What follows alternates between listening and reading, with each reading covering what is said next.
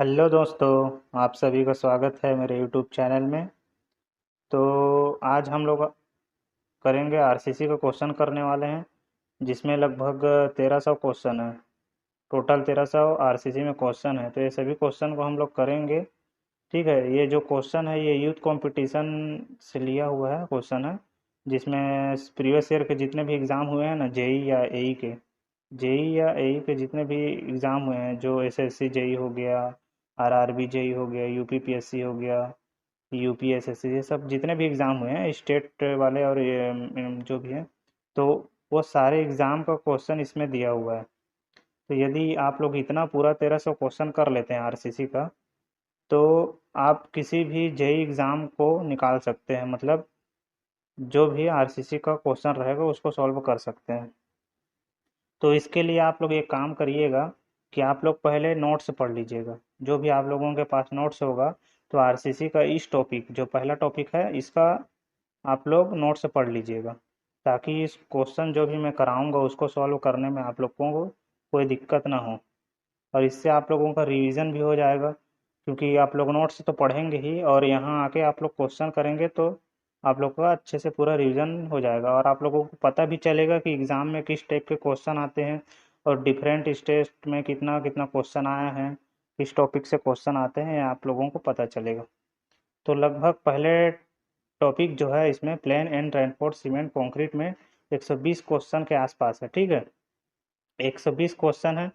तो अगर मैं 120 क्वेश्चन का एक ही वीडियो बनाता हूँ तो बहुत लंबा हो जाएगा वीडियो, इसलिए इसको मैं पार्ट पार्ट में बनाऊँगा। ठीक है, लगभग 20-25 क्वेश्चन रहेंगे एक वीडियो में, ऐसी करके सारे टॉपिक को हम लोग करते जाएंगे। तो आप लोग देख सकते हैं कि इसमें 14 टॉपिक दिया हुआ है। इस सारे 14 टॉपिक का में से 1300 क्वेश्चन है। अब ये 1300 क्वेश्चन को कराऊंगा मैं, तो धीरे धीरे कंप्लीट हो जाएगा। तो ये सारे क्वेश्चन कर लेंगे तो आप लोगों के लिए बहुत बेनिफिट होगा, आरसीसी के सारा टॉपिक कवर हो जाएगा। तो चलिए शुरू करते हैं।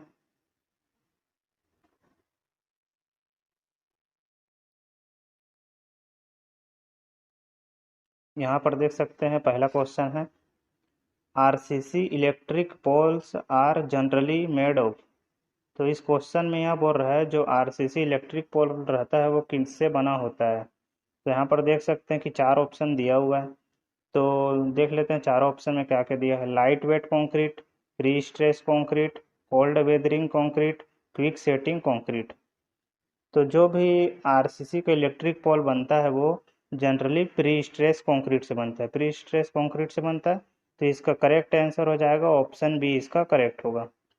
तो और भी देख लेते हैं कि इलेक्ट्रिक पोल पहले क्या क्या बनते थे इस टाइप का। तो पहले जो इलेक्ट्रिक पोल बनते थे वो टिम्बर के बनते थे। ठीक है, और जो आरसीसी के इलेक्ट्रिक पोल बनते थे वो भी ओल्ड फैशन हो गया है। मतलब अभी तो स्टील का बनाया जाता है, स्टील का इलेक्ट्रिक पोल बनाया जाता है, जो कि सबसे ज़्यादा स्ट्रॉन्ग रहता है। और जो आरसीसी का जो इलेक्ट्रिक पोल बनता था, वो उसका लेंथ 80 80 से 100 मीटर तक होता था। पहले जो बनता है आप लोग देखे होंगे, आप लोगों के गली वली में लगा होगा कहीं पर इलेक्ट्रिक पोल आरसीसी वाला। ठीक है, तो ये तब बेसिक नॉलेज है, इसको देख सकते हो। वैसे तो ऐसा क्वेश्चन आता है, लेकिन डायरेक्ट इसको आप लोग रट भी सकते हो। तो इसका करेक्ट आंसर हो जाएगा ऑप्शन बी, इसका करेक्ट होगा। नेक्स्ट क्वेश्चन है, the nominal mix corresponding to the grade of M25 concrete is. तो इस क्वेश्चन में ये पूछ रहा है M25 ग्रेड कंक्रीट का नॉमिनल मिक्स क्या होता है। तो ये बहुत ही इजी क्वेश्चन है, आप लोगों को पता होगा।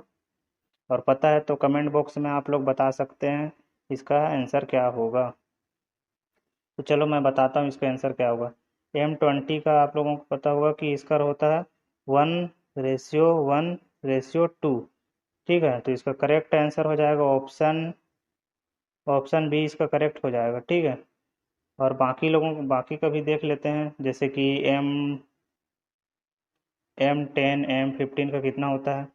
तो M5 का होता है, M5 होता है, M7.5 होता है, M10 होता है, और M15 होता है, और 20 होता है, 25 भी होता है। पहले इतना दे सकते हैं कि ये बेसिक है, इतना तो पता ही होना चाहिए। ठीक है, तो आप लोगों को देख सकते हैं कि जो M5 होता है उसका होता है 1:5:10, और M7.5 का होता है 1:4:8। तो इसमें आप लोगों को कैसे याद रख सकते हैं इसको? इसको याद रखने के लिए देखो, यहाँ से दो दो कम करते जाना है और यहाँ से एक एक कम करते जाना है। ठीक है, मतलब जो यहाँ पर का रेशियो होगा उसी का डबल यहाँ पर होगा। यहाँ पर देख सकते हो कि M10 का क्या होगा, 1:3:6 होगा। डबल हुआ, देख सकते हैं, 3×2=6 होता है। और M15 का कितना होगा? M15 का होता है 1:2:4 होता है। और M20 का होता है 1, 1.5 एंड 3। तो आप लोग इसको याद रख सकते हो, बहुत बेसिक चीज़ है, एग्ज़ाम में आता ही है, बहुत सारे एग्ज़ाम में आ चुका है। देखते हैं नेक्स्ट क्वेश्चन क्या है। Plane cement concrete is strong in taking. तो जो प्लेन सीमेंट कंक्रीट होता है वो किस में स्ट्रॉन्ग होता है, किसको वियर करने में सबसे ज़्यादा स्ट्रॉन्ग होता है? तो प्लेन सीमेंट कंक्रीट में बार तो होगा नहीं, जो स्टील यूज़ करते हैं आरसीसी में वो वाला तो होगा नहीं, तो इसमें जो टेंसाइल स्ट्रेंथ है वो तो वियर नहीं कर पाएगा। तो कंक्रीट किसको बियर करता है? कंप्रेसिव स्ट्रेंथ को, कंप्रेसिव में ज़्यादा स्ट्रॉन्ग रहता है। तो इसका करेक्ट आंसर हो जाएगा ऑप्शन बी, इसका करेक्ट हो जाएगा कंप्रेसिव स्ट्रेस। नेक्स्ट क्वेश्चन है, the behaviour of concrete under instantaneous load is. इस क्वेश्चन में ये पूछ रहा है जो कंक्रीट है अगर उसमें इंस्टेनियस लोड लग रहा है तो वो किस टाइप का बिहेव करेगा। तो जब भी किसी कंक्रीट है, कंक्रीट ब्लॉक है, उसमें इंस्टेनियस लोड लग रहा है तो उसमें जो भी बिहेव करता है वो लीनियर इलास्टिक होता है, लीनियर इलास्टिक बिहेव करने लगेगा वो। तो इसका करेक्ट आंसर हो जाएगा ऑप्शन ए, इसका करेक्ट हो जाएगा, इलास्टिक दिया हुआ है तो। नेक्स्ट क्वेश्चन देखते हैं, ultimate strength of cold driven high steel wire. तो इसमें कोल्ड ड्रिवन हाई स्टील जो वायर होता है उसका अल्टीमेट स्ट्रेंथ पूछ रहा है कितना होता है। तो यहाँ पर देख सकते हैं कि 4 ऑप्शन दिया हुआ है, तो उस चारों ऑप्शन में से अपने को चूज करना है कौन सा सही होगा।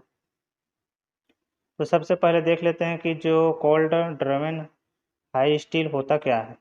तो इसका मतलब यह है कि जो भी वायर होता है हाई स्टील वायर, उसको रूम टेम्परेचर में बनाया जाता है तो उसको कोल्ड ड्रिवन होता है। और एक और होता है हॉट ड्रिवन। हॉट ड्रिवन मतलब, इसके मतलब रूम टेम्परेचर से ज़्यादा में बनाया जाता है, इसलिए उसको हॉट बोलते हैं। ठीक है, लेकिन अगर इसमें से स्ट्रॉन्ग की बात किया जाए तो कोल्ड ड्रिवन स्टील जो होता है ना, वो ज़्यादा स्ट्रॉन्ग होता है और कॉस्टली भी होता है। बट इसमें क्या पूछा है अपने को, अल्टीमेट स्ट्रेंथ पूछा है, तो उसको देख लेते हैं क्या होता है। तो यहाँ पर जो भी अल्टीमेट स्ट्रेंथ होगा कोल्ड ड्रिवन का, वो डायमीटर के साथ डिक्रीज होने जा लगता है। तो यदि इसका डायमीटर बढ़ाते जाएंगे तो उसका अल्टीमेट स्ट्रेंथ जो है वो डिक्रीज होने लगेगा। ठीक है, इन्वर्सली प्रोपोर्शनल होता है। तो यहाँ पर देख सकते हो कि 4 ऑप्शन में कौन सा मैच कर रहा है। तो ऑप्शन बी मैच कर रहा है, आप लोग देख सकते हो, decreases with increase in diameter of bar. Bar का जैसे जैसे हम लोग डायमीटर बढ़ाते जाएंगे वैसे उसका अल्टीमेट स्ट्रेंथ डिक्रीज होने लगेगा। ठीक है, तो इसका करेक्ट आंसर हो जाएगा ऑप्शन बी करेक्ट होगा। देखते हैं next question, the average value of yield stress for mild steel is. अब इस क्वेश्चन में माइल्ड स्टील का यील्ड स्ट्रेस पूछ रहा है, तो आप लोगों को पता ही होगा इसका आंसर। फिर भी ऑप्शन देख लेते हैं क्या क्या ऑप्शन दिया हुआ है। यहाँ पर देख सकते हो कि 4 ऑप्शन दिया हुआ है, तो बताओ कौन सा सही होगा। माइल्ड स्टील का यील्डिंग स्ट्रेस कितना होता है? 250 न्यूटन पर mm² होता है। ठीक है, तो इसका करेक्ट आंसर हो जाएगा ऑप्शन ए, इसका करेक्ट हो जाएगा। और एक HYSD होता है, उस एक मतलब HYSD 415, और एक होता है 500। ठीक है, तो इसका यील्डिंग स्ट्रेस कितना होगा? एक 415 ही होगा इसका यील्डिंग स्ट्रेस, और 500 वाले का 500 होगा यील्डिंग स्ट्रेस। ठीक है, तो इसमें क्या पूछा है अपने को, माइल्ड स्ट्रेस होता है। माइल्ड स्टील को ही हम लोग क्या बोलते हैं, 250 का जो रहता है उसको माइल्ड स्टील बोलते हैं, ठीक है। यील्डिंग स्ट्रेस जो 250 रहता है उसको हम लोग माइल्ड स्टील बोलते हैं। इसका करेक्ट आंसर होगा ऑप्शन ए करेक्ट होगा। नेक्स्ट क्वेश्चन देखते हैं, the coefficient of linear expansion of concrete is, जो कंक्रीट होता है उसका लीनियर एक्सपांसन कितना होगा। तो कंक्रीट और स्टील जो दोनों का कोफिशिएंट ऑफ लीनियर एक्सपांसन लगभग सेम होता है, इसीलिए हम लोग स्टील और कंक्रीट को यूज़ करते हैं। नहीं तो स्टील के जगह में हम लोग दूसरा चीज़ भी यूज़ कर सकते हैं, लेकिन मेन रीज़न इसका यही है कि दोनों का कोफिशिएंट ऑफ लीनियर एक्सपांसन लगभग सेम होता है, इसलिए स्टील यूज़ करते हैं कंक्रीट में। ठीक है, तो इसका करेक्ट आंसर देख लो क्या होगा। ऑप्शन सी इसका करेक्ट हो जाएगा, almost same as that of steel, steel के जैसा होता है, ठीक है। करेक्ट आंसर होगा ऑप्शन सी। नेक्स्ट क्वेश्चन है, according to IS 456 nominal mix concrete can be used up to which of the following grade. तो इस क्वेश्चन में पूछ रहा है कि IS 456 के अनुसार हम लोग जो नॉमिनल मिक्स करते हैं वो कितने ग्रेड तक कर सकते हैं। तो नॉमिनल मिक्स जो करते हैं वो M20 तक करते हैं, अगर इससे अधिक होता है तो उसके लिए मिक्स डिज़ाइन करते हैं, ठीक है, मिक्स डिज़ाइन करते हैं। तो यहाँ पर देख सकते हो कि ऑप्शन सी इसका करेक्ट हो जाएगा, 20 दिया हुआ है, तो अगर इससे अधिक होता है तो हम लोग उसके लिए मिक्स डिज़ाइन करते हैं, ठीक है। नेक्स्ट क्वेश्चन है, लोड फैक्टर इज, अब इस क्वेश्चन में लोड फैक्टर क्या होता है ये पूछ रहा है। तो ऑप्शन देख सकते हो कि 4 ऑप्शन दिया हुआ है, तो कौन सा मैच कर रहा है, कौन सा करेक्ट होगा। तो पहले देख लेते हैं कि लोड फैक्टर होता क्या है। लोड फैक्टर होता है अल्टीमेट, अल्टीमेट लोड बाई होता है वर्किंग लोड, ठीक है, वर्किंग लोड होता है। और जो फैक्टर ऑफ सेफ्टी होता है वो भी सेम ही होता है, बस थोड़ा सा डिफरेंस होता है। तो इस क्वेश्चन का आंसर होगा ऑप्शन सी, इसका करेक्ट हो जाएगा। जो लोड फैक्टर होता है हमेशा ग्रेटर होता है किससे, फैक्टर ऑफ सेफ्टी से, तो इसका करेक्ट आंसर होगा ऑप्शन सी करेक्ट होगा। नेक्स्ट क्वेश्चन है, the mechanical resistance between steel and concrete in reinforce concrete is called. तो रेनफोर्स कंक्रीट होता है उसमें स्टील और कंक्रीट के बीच में जो मैकेनिकल रेजिस्टेंस होता है वो किसके वजह से होता है, तो बॉन्ड के वजह से होता है, ठीक ना। जो मैकेनिकल रेजिस्टेंस होता है बॉन्ड होता है, बॉन्ड की वजह से ही ये दोनों एक दूसरे से जुड़े रहते हैं। इसका करेक्ट आंसर हो जाएगा ऑप्शन डी, इसका करेक्ट होगा बॉन्ड।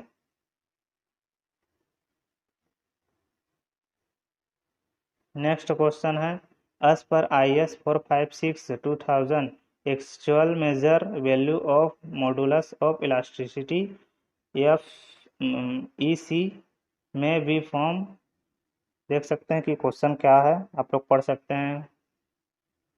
तो इसमें इस क्वेश्चन में ये बोल रहा है जो IS कोड होता है, ठीक है, उसके अनुसार जो भी हम लोग मॉडुलस ऑफ इलास्टिसिटी निकालते हैं तो वो कितना डिफ़र कर सकता है, अगर कितना डिफ़र करेगा तो चलेगा वो। तो इसमें प्लस माइनस 20 तक अगर वो डिफ़र कर रहा है, इतना है, मतलब इतना का डिफरेंस आ रहा है, तो वो चल जाएगा, इसमें कोई दिक्कत नहीं होगा।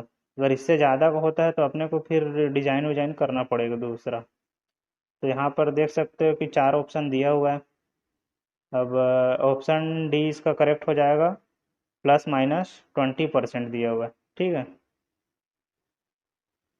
नेक्स्ट क्वेश्चन है, for reinforced concrete exposed to sulphate attack minimum grade required is.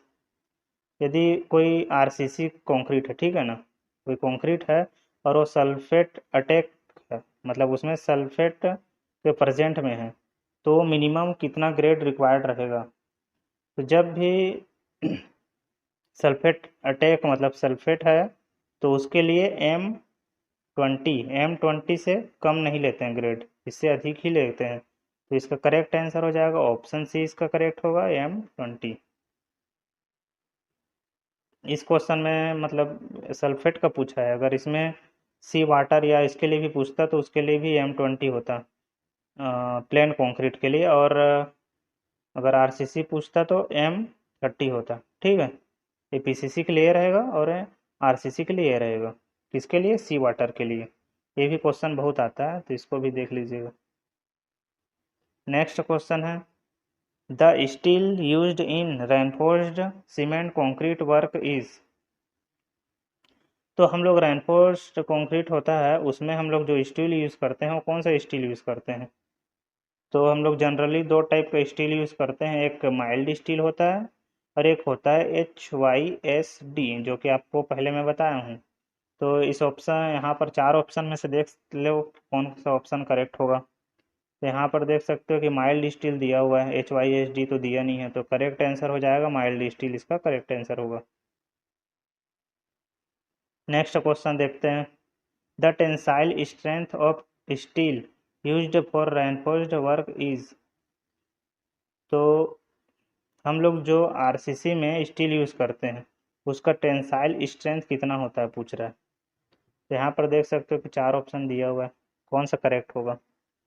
तो जो भी हम लोग स्टील यूज़ करते हैं उसका टेंसाइल स्ट्रेंथ होता है 400 से 500 न्यूटन पर सेंटीमीटर स्क्वायर होता है। ठीक है, और यहाँ पर देख सकते हो कि केजी पर एमएम में ऑप्शन में दिया हुआ है। तो अगर इसको कन्वर्ट करेंगे तो 40 से 50 केजी पर एमएम स्क्वायर होगा। तो इसका ऑप्शन बी करेक्ट हो जाएगा। देख सकते हो कि 40 से 50 केजी पर एमएम स्क्वायर इसका दिया हुआ है।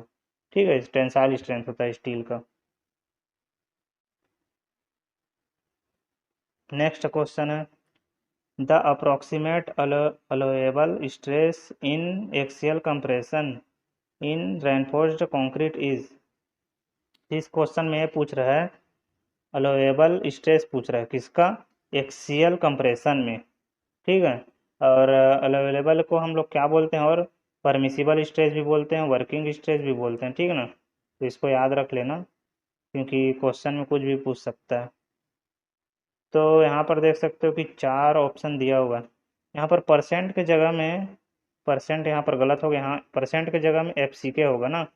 ठीक है, FCK यहाँ पर क्या है? कैरेक्टरिस्टिक स्ट्रेंथ है किसका? कंक्रीट का। तो यहाँ पर जितना भी परसेंट है उसके जगह में FCK होगा। तो हम लोग एक्सियल कंप्रेशन की बात करें, एक्सियल कंप्रेशन में कितना होता है? ऑप्शन इस ए इसका करेक्ट होगा। 0.25 FCK लेते हैं, 0.25 FCK लेते हैं। अगर एक्सियल के जगह में बेंडिंग होता, बेंडिंग कंप्रेशन होता, तो इसका करेक्ट आंसर हो जाता ऑप्शन सी, इसका करेक्ट हो जाता 0.33 FCK, 0.33 FCK। ठीक ना, किसके लिए? बेंडिंग के लिए।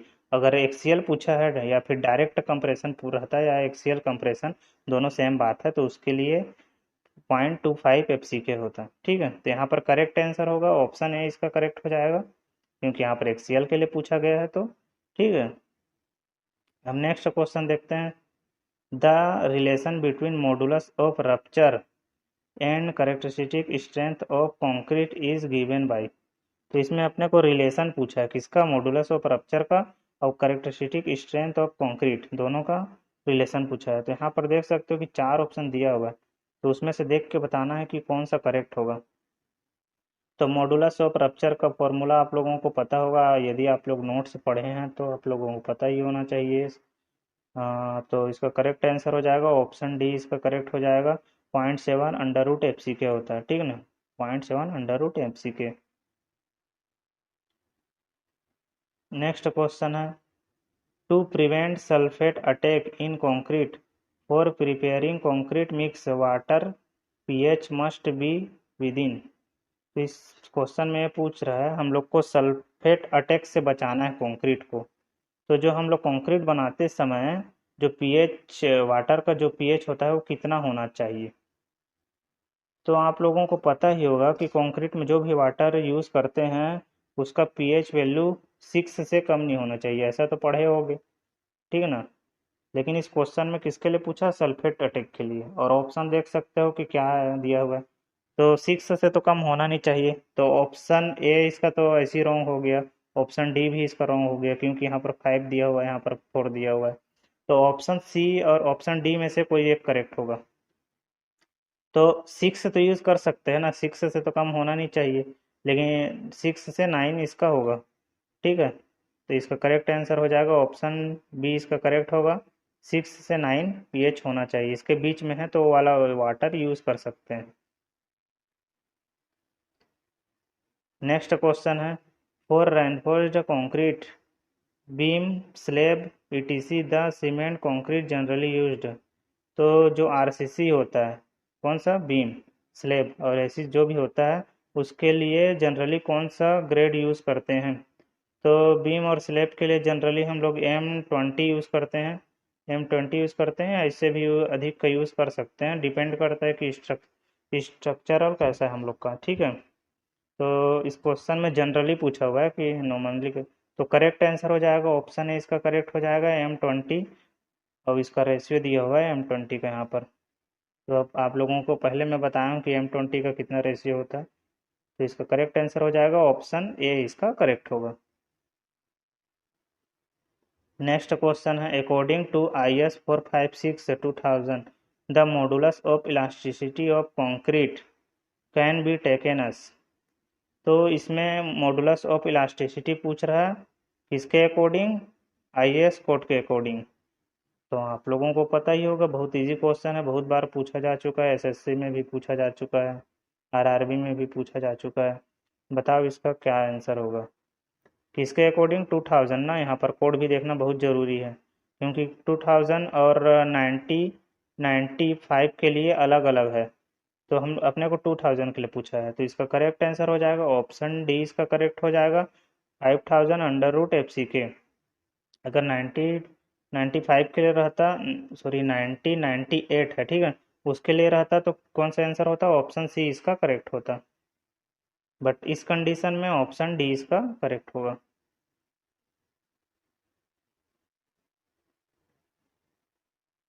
नेक्स्ट क्वेश्चन है, the minimum yield stress for a Fe415 is. तो Fe 415 के लिए यील्डिंग स्ट्रेस कितना होगा। तो ये चीज़ मैं पहले ही एक क्वेश्चन आया था उसमें बता चुका हूँ कि यील्डिंग स्ट्रेस कितना होगा Fe415 के लिए। तो इसका यील्डिंग स्ट्रेस होगा, ऑप्शन ए इसका करेक्ट हो जाएगा 415 मेगा पास्कल। ठीक है, यदि यहीं पर Fe 500 दिया रहता तो इसका करेक्ट आंसर सी हो जाता। ठीक है, बट इस कंडीशन में इसका correct answer option A correct होगा।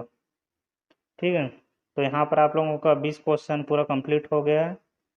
आप लोग इसको रिवाइज करना चाहते हैं तो रिवाइज कर सकते हैं, और यदि आप लोगों को ये वीडियो अच्छा लगा है, कुछ इससे आप लोगों को सीखने के लिए मिला है, तो आप लोग लाइक कर सकते हैं और कमेंट करके बता भी सकते हैं।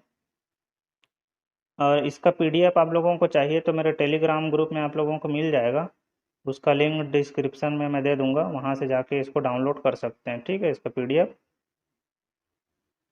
ठीक है, बाय, टेक केयर।